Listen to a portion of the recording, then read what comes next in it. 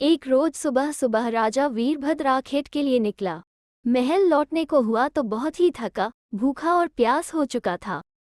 तभी सड़क के किनारे उसने तरबूजों का एक खेत देखा। एक प्यासे व्यक्ति को इससे बढ़कर और क्या चाहिए। उसने अपने सेवकों को कुछ बढ़िया तरबूज लाने का आदेश दिया। जब वे उस तरफ बढ़ ही रहे थे कि राजा को किसी की हंसी सुनाई दी। सबने उस तरफ घूमकर देखा तो एक अधेड़, नेत्रहीन आदमी खड़ा था। राजा ने पूछा, तुम हंसते क्यों हो? आपने बढ़िया तरबूज लाने का आदेश दिया है। अंधा व्यक्ति बोला, पर यहाँ तो तरबूज ही नहीं है, इसलिए मुझे हंसी आ गई। तुम तो अंधे हो, तुम्हें कैसे पता कि खेत में तरबूज है या नहीं? महाराज, हर बात जानने के लिए आंखों की जरूरत नहीं होती।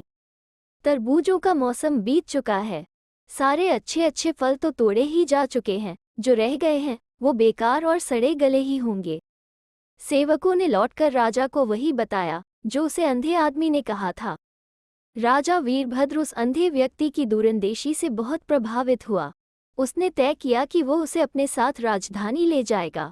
हो सकता है वो अंधा आदमी राजकाज की कुछ समस्याएं सुलझाने में उसकी मदद कर सके। उस अंधे आदमी का नाम था मनोहर। उसे रहने के लिए राजधानी के बाहर एक कुटिया दे दी गई और खाने के लिए रोज 2 मटके चावल भी दिए जाने लगे। इस प्रकार मनोहर ने अपना जीवनयापन शुरू कर दिया। एक दिन एक जौहरी बहुत सारे मूल्यवान रत्न और मोती लेकर आया। दरबारियों ने राजा को बेहतरीन रत्न और मोती खरीदने की सलाह दी।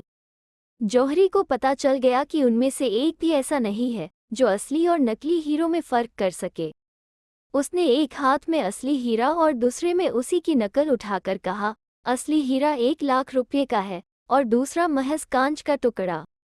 आप सब में जो स्वयं को सबसे ज्यादा बुद्धिमान समझता हो वो असली हीरा चुन ले। लेकिन एक शर्त है, यदि उसने नकली हीरे को असली समझकर चुन लिया तो उसे असली की कीमत देनी पड़ेगी। उसकी बात सुनकर सभा में एकदम सन्नाटा छा गया।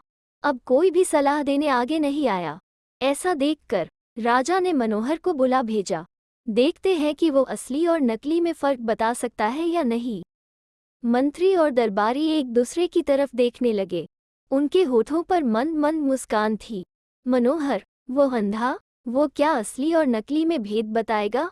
मनोहर वहां हाजिर हुआ तो उसे सारी बात बताई गई। उसने जौहरी से दोनों पत्थर उसकी दोनों हथेलियों पर रखने के लिए कहा। जौहरी ने ऐसा ही किया। फिर मनोहर ने जौहरी से कहा कि वो अपने दोनों हाथों को कुछ देर के लिए धूप में रखे।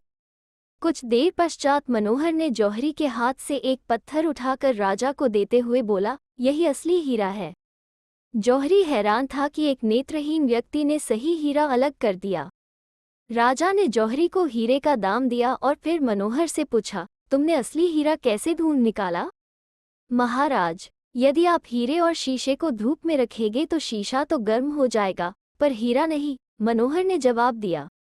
मनोहर के उत्तर से संतुष्ट होकर राजा ने उसे 3 वक्त का खाना और कुछ एक दूसरी सुविधाएं मुहैया करा दी।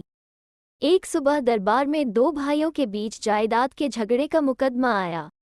उन दोनों के स्वर्गीय पिता उनके नाम पर संपत्ति छोड़ गए थे, जिसमें हजारों एकड़ की जमीन थी, कुछ उपजाऊ, कुछ बंजर और पथरीली। लेकिन जो झीलें, जंगल और नदियां बीच में पड़ते थे, उनकी वजह से जमीन जायदाद का ठीक ठीक बंटवारा मुश्किल हो रहा था। कोई समाधान न निकलता देख मामला सुलझाने के लिए दोनों भाई राजा के दरबार चले आए थे। जमीन जायदाद के मामले देखने वाले मंत्री और उसके अधिकारियों के सामने सारा किस्सा सुनाया गया। उनकी समझ में भी बंटवारे का कोई तरीका नहीं आया। राजा ने फिर से मनोहर को बुलाया। मंत्री हैरान थे कि जो मामला आंखों वाले जानकर लोगों के पल्ले नहीं पड़ा, उसे एक अंधा आदमी कैसे हल करेगा। मनोहर पूरी बात सुनकर मुस्कुराते हुए बोला, दोनों में से एक भाई पूरी संपत्ति का बंटवारा करे और दूसरा अपनी पसंद का हिस्सा चुन ले। और ये दोनों काम कौन कौन करेगा, इसका फैसला लॉटरी के जरिए किया जाए। दोनों भाइयों ने खुशी खुशी वो फैसला मान लिया। उनकी गंभीर समस्या चुटकियों में हल हो गई थी।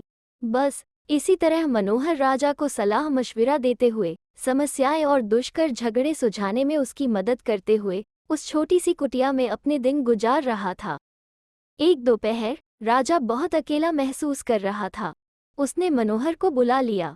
मनोहर, तुम इतने विवेकी, बुद्धिमान और विद्वान व्यक्ति हो।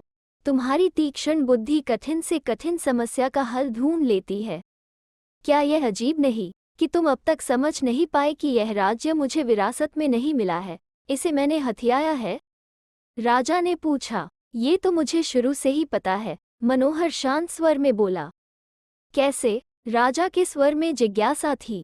जो व्यक्ति राजपरिवार में पैदा हुआ हो, वो एक ऐसे आदमी को जो जटिल से जटिल समस्याएं हल करने में उसकी सहायता करता आया हो, उसे मात्र 3 वक्त की रोटी देकर राज्य के बाहर किसी झोपड़ी में तो नहीं ही रखेगा, मनोहर बोला।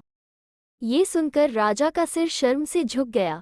उसने तुरंत ही मनोहर को राजमहल के पास एक भवन दे दिया तथा उसके कार्य करने हेतु 2 नौकर भी नियुक्त कर दिए। तो दोस्तों, कैसी लगी आज की कहानी? अगर अच्छी लगे तो शेयर, लाइक और चैनल को सब्सक्राइब जरूर करें। फिर मिलते हैं एक नई कहानी के साथ।